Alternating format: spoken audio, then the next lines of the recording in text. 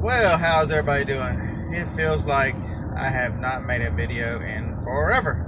Not unusual for me. Don't have a real schedule or anything to put out videos because I know better than to think I can do a daily vlog. So, how is everybody doing?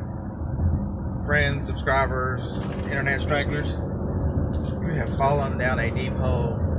Don't worry, I'm your guide, the bearded picker, otherwise known as Scott. Sometimes I refer to myself as either one, and I answer to both. So there we have it. So what have I been up to? Well, I'm currently, you can see that this is the blue van, not the red van. I'm on my way to Tennessee to an online auction pickup. I got 8 lots. I'll show you what those guys are later. Once I actually get them, pay for them, and pick them up. That's about 25 minutes from now. I had to drop off 2 boxes to UPS. I had to ship them some things I picked up around town. So this old van here, what's happened? This van has broken down twice now. I think I got it on video. Maybe I don't know if I even made that video or not with me and Dusty and Tristan going up to pick up auction, waiting 3 weeks ago. Had the trailer in tow, get back in the van, hit the key. Nah, won't start. It goes like that. This is a great video clip of Tristan saying, being very sarcastic. You never would have guessed it, I know. It's terrible. So, I get it back. I actually had it towed to a little shop there in Fayetteville. They were real nice, real reasonable, honest folks who called me back and told me, hey, it's just the battery. So I'm like, that battery's only 6 months old. It's an interstate battery I purchased at Costco in March. So they ran some more tests on the van, alternator, starter, all those good things. Everything tested out fine. It was just one of those fluke things where I lost a batteries made up of cells. One of the cells died or corrupted or whatever, and once that cell goes, there's no continuity across the battery, so it won't hold enough charge. So it ends up kicking power out both posts and making the wires hot as fire. So yeah, there you have it. So then Dusty and I decided, let's buy some online storage auctions. That's a great video. I recommend you watch it. I would put it up there in the little corner and tell you I'd link and all that stuff, but I don't know how to do that crap. It is what it is. Maybe I can put the link below. Maybe I'll try that. No guarantees. That is a funny video. I'm probably the funniest person I know. Right on. So anyway, leaving, we took a lot of stuff and put it in Dusty's warehouse / office. And on the way back, red light comes on. This is a pro tip for all you guys out there. When a little red oil can comes on or any kind of red oil light on your dash, the service guy said you are supposed to stop immediately, call someone, and have it towed in. That is the oil pressure light. And what happens is it's supposed to go off when the oil pressure reaches a low amount, which means the oil can't circulate around your engine. So instead of the metal being lubricated by the oil and the engine going up and down, it's metal on metal. So you are destroying the engine every minute you run it with that light on. Well, needless to say, I didn't stop. I was pulling the trailer. I pulled another 23 miles before I got home. I get up the next day. I'd already looked on the internet. It said low oil pressure. And I already read it. It said stop. And I'm like, oops, I didn't stop.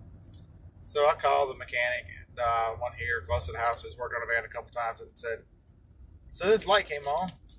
He's like, so where's your van? And I'm like, it's in the driveway. He said, you didn't stop? I'm like, no, I drove it home. But he said, the light stayed on the whole time? I'm like, yep, light on. He said, and it didn't make any noise or anything? I said, no, not really. He said, well, honestly, I should tell you to have it towed over here, and we'll look at it. But since you've already driven it once, it's your vehicle. If you want to take a chance on driving it, if you get it over here, I'll look at it. So I drove it over there. Light did not come on, so which automatically was telling me that with the battery going out and electrical issues, it probably took out the oil sending unit. which is ended up what happened. The oil pressure unit was bad, sending unit, so it was signaling low oil pressure when there was actually oil pressure was fine. So I get in there, I walk in the shop, and the guy, I said, I just talked to somebody about 5 minutes ago about this Rutan with a red oil pressure light on. He's like, and you drove it here? I'm like, yeah. He goes, anything else happen? I'm like, well, not until right when I got there. I started hearing this weird noise, and it started putting smoke everywhere. You see the guy's eyes getting bigger and bigger. He said, really? I'm like, no, it's fine. Light's not even on. You should have seen the look on that dude's face. That was awesome. I'm like, that was one of those YouTube moments. I needed to wear a body camera or something because I needed to catch the look on that guy's face would have been priceless. That'd have got clicks right there, and people would have watched the video just to see that dude. Nice guy. You know, he's a shop owner. Nice guy. They took care of the van. They actually couldn't get the light to come back on again, but he said they're a member of some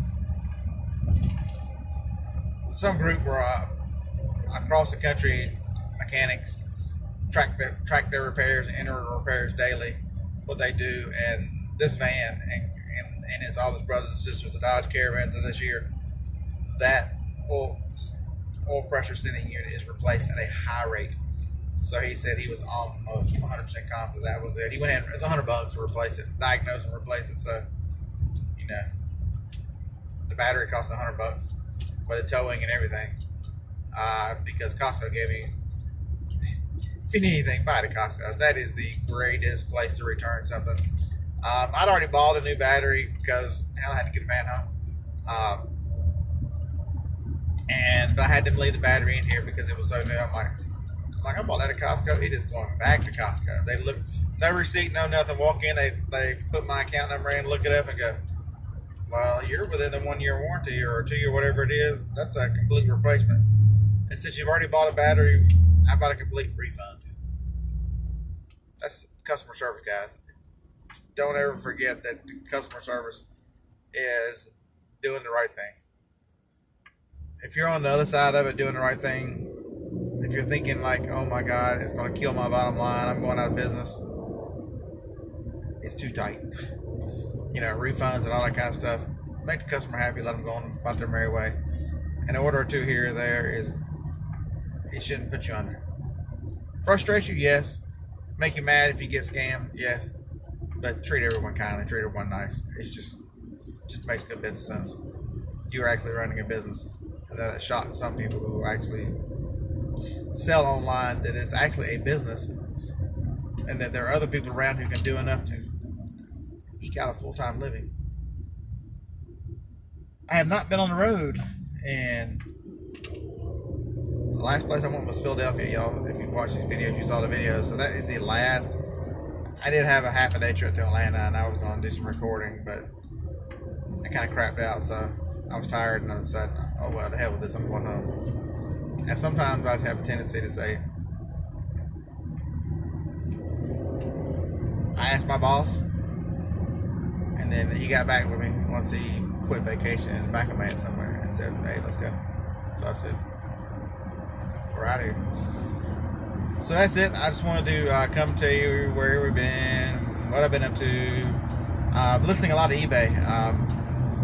I've got a house full of eBay and a garage full of eBay and a storage building full of eBay. And all that stuff is APF.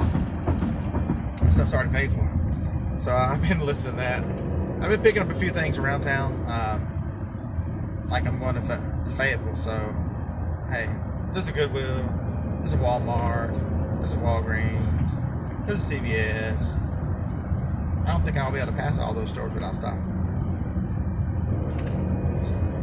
As long as the van is cruising, I'll be stopping. If I make it there. Nothing like a tow truck in this lane. A tow truck in the fast lane going 10 miles under the speed limit. There's nothing like that. Everybody, see how nice I am? I resisted the urge to tell him he's number one. He's just out in that lane. Finger up his butt out in that lane. I should have told him he was number one, but he in case anybody didn't know, today is the official Be Kind to Dumbass Day. Not really, I just made it up. But so I've been listening to a lot of eBay, selling quite a bit of eBay. I had 5 go out today. When I first moved to that house, first thing I did was I tried to put a couple things in the mailbox. I'm like, man, this baby mailbox ain't gonna work. So I've got one of those giant mailboxes. So everything fit in it. Also, the building has now started. The concrete footings were put in and passed inspection for the foundation. So they put the blocks in yesterday. I'm not sure if this afternoon if they're going to gravel it out, and then, or if they're going to do that Monday and then concrete the floor on Tuesday. But that's the next one up. I've got some still pictures on my phone. I took one of the big hole they dug, and I took one of the bricks. Maybe I'll get one from the front instead of to the side through the fence. But I was so lazy, I got a new phone, so I was testing out the camera. So I was just lazy and took a picture from the patio. Maybe I'll actually walk around to the driveway and take it where you're actually looking at the building. And I'll insert this. I probably insert it at the end because I'll forget to insert it here, and the video will just go. But yeah, that's it. I've been there and kind of wanting to hang around as the building goes up. Not to mention I'm burned out from the road. I can make it about 4 days. On the 3rd day, I'm already thinking, man, screw this. I'm ready to go home. The 4th day is a hard day. So first 2, good. And it's not even the driving. Driving's not that big a deal. I'll drive anywhere. Driving don't make a hill of beans. But because I had to change. It's a 20 by 24 insulated garage going in with a full attic, so that I will be able to use all the attic with a full staircase to get up to the attic to store all the stuff as I get to it. And had a 16-foot garage door on the front of it. I was like, man, I need to be able to get into the front of this building without lifting the garage door and losing all the air conditioner and heat, whichever the case may be, in a door. And my idea at the time was stick a door on each side and then the front door. So there would be one door inside the fence and then one door on the other side of the building. But I was looking at it more and more, and that would take up wall space on both walls. So I ended up going down to a 12-foot door, which is still big enough to easily get whatever I need to get in the garage. Because a single car garage, you had the 8 or 9 foot door, or 7 or 8 foot. One of those 2 foots. I know there's an 8. I'm not sure if it's a 7 or 9. It's smaller or larger. But that still leaves me with a larger than 1 car garage door and an entrance door from the outside, so that I don't have to go through the fence into the door. I can just go into the door. So that was one change made. Also, where the door is, I'll take a picture of it. There's going to be, especially when it's concrete, I'm going to put a concrete pad between the building and the house, which happens to be right up against my bedroom window, big enough for that trailer to slide in there, so that it'll be out of the way. Maybe eventually going to make up some concrete or quickcrete or something, pour my own pad for something for the side. But as of right now, it's just easier to put it there. I have a tongue dolly. Basically, I guess they call it a trailer dolly, where it's got 2 wheels, and when you pull down on the handle, it kind of raises up, and there's a trailer ball on it, so you can move a trailer around. And since it's only a 5x8, it's not too terribly heavy, so that'll be cool. So that's the 15-minute where the hell have you been, what the hell have you been up to update, and yelling and screaming at people on the road. Forgot my dang drink. Need to stop and buy a drink. Oh, and the other thing that I did, I spent $2,100 yesterday. How can I forget this? Had on the way back from the Philadelphia trip, 2 started wiggling. I'm like, man, that is a ground. It started hurting worse and worse as the next couple of days as it would move up and down a little bit. So I reached in there and snatched it out. The whole post, everything come out from where it was. It had a root canal and a crown. Damn, can you put any more diesel on my face? Yeah. So since the tooth broke below the gum line, the only thing they can do is either do I like that signal for YouTube, buddy. I'll give you a fucking signal. Ugh! Pardon my French.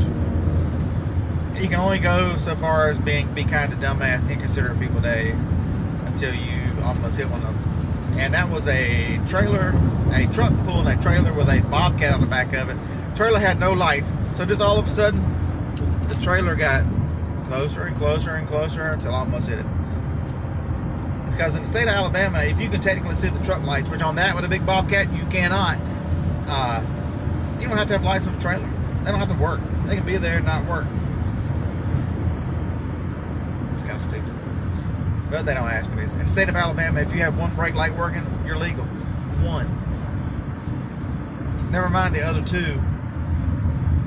It's just ignorant. But anyway, back to where I was.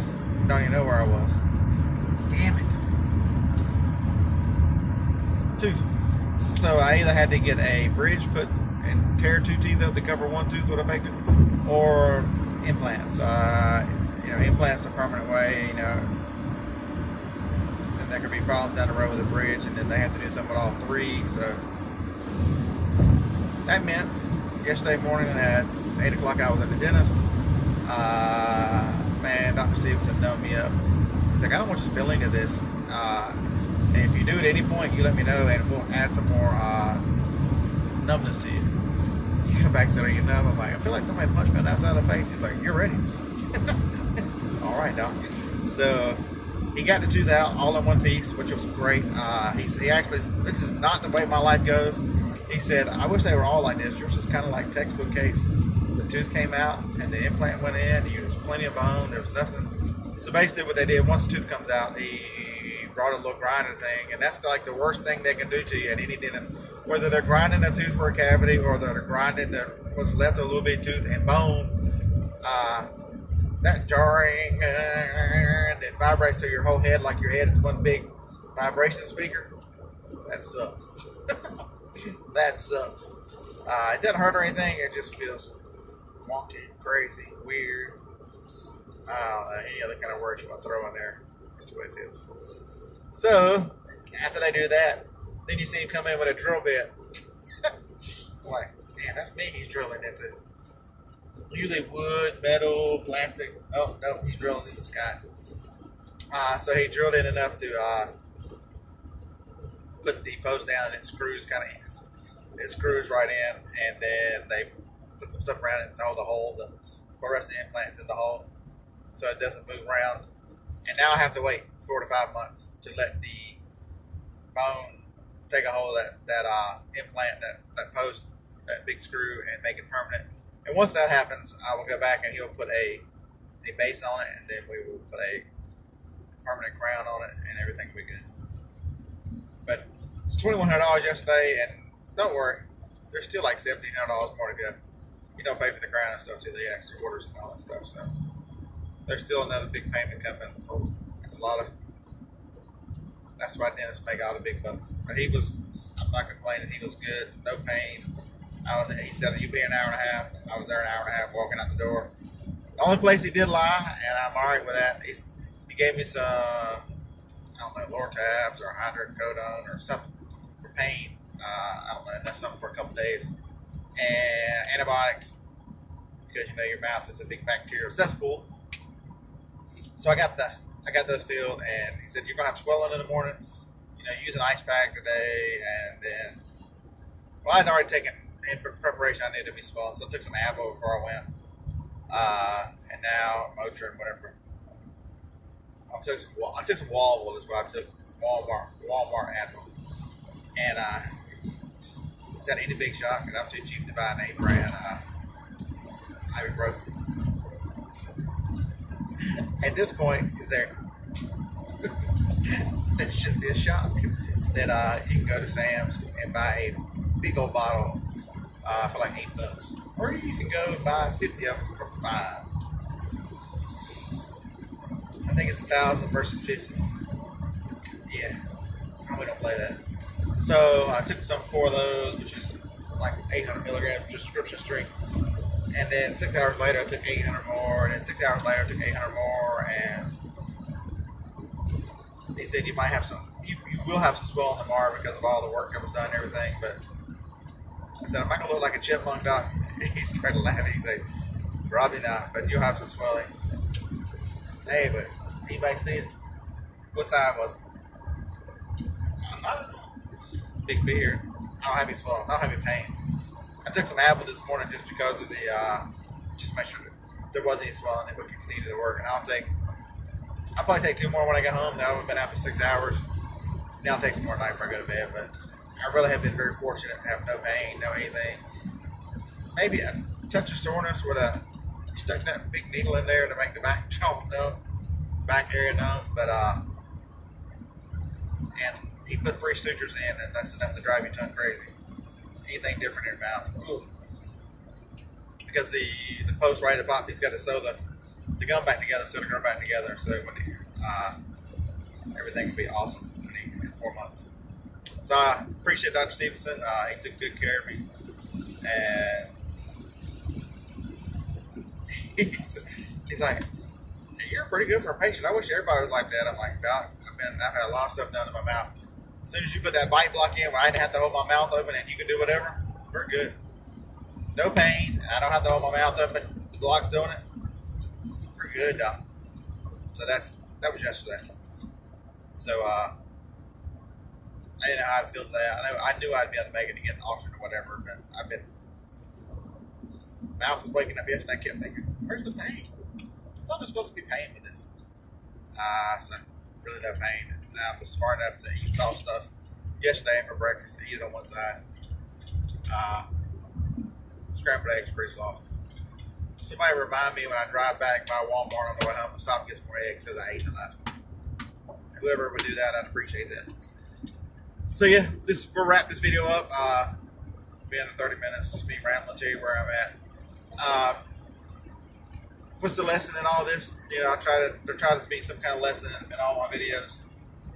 Sometimes you have enough inventory to alter your plans, to beat burnout, to do all these things. Don't limit yourself to one platform. You know, if I'm burned out with being on the road, I have spent so much time sitting in inventory at Amazon. I have a bunch in there. And good news for the item that I was selling, that I went looking all over the country, and I've sold 225, and I've still got another 260 left. We been selling them for $39, and I ran out, so I backed my price up to $49. Everybody's out but 3 people, me, my brother, and 3 other people. I'm now selling them for $49, and I've got 250 left. Let's make some money. That's a profit about $37 a piece. Average cost is 7 to 8. So in one of my videos, somebody asked, you were hoping to find 300, but you only found 100 and something.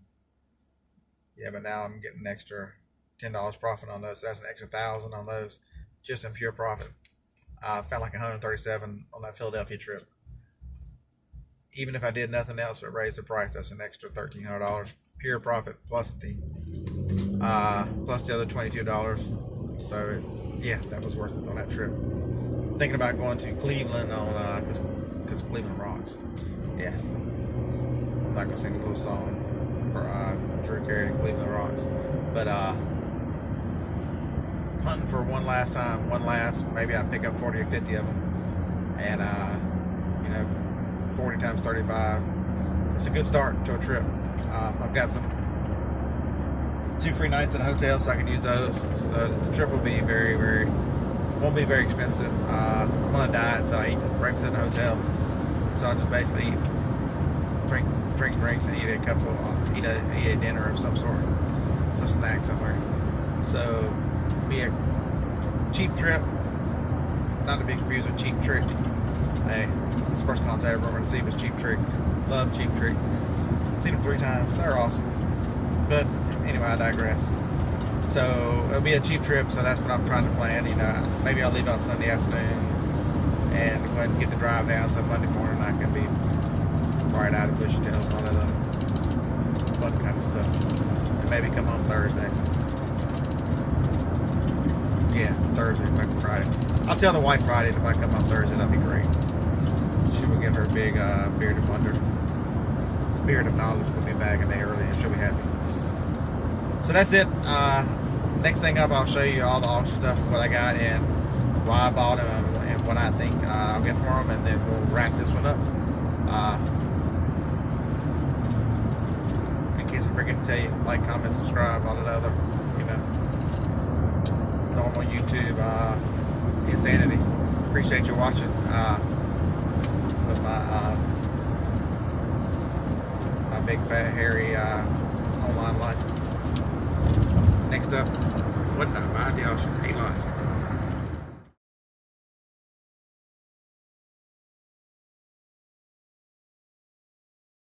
Okay, here's show and tell. I bought 3 camera lots. Here's 2 of them. Each one of them has a camera bag, 2 to 3 lenses. One's a Pentax K2000, K1000. I'm sorry. It's probably worth $80 to $90. But I've got the manual. I've got the accessory book, paperwork, and I'm gonna lot it all together. There's filters and stuff in there. This one's a Minolta SRT 101 or 100 or something like that. It's probably worth $30, $35, but I've got all these lenses. There's 3 lenses and filters. I'm just gonna lot it all together and ask $49, $54, something like that. The big mystery here is the Technics turntable. It was in his box. It was a little dirty. Didn't come with a power cord, but I've got a power cord that works for it, so I'm testing it. I just don't have a record to play on it. I had one that I kept right here for a test, but you tell me where it is in all this mess.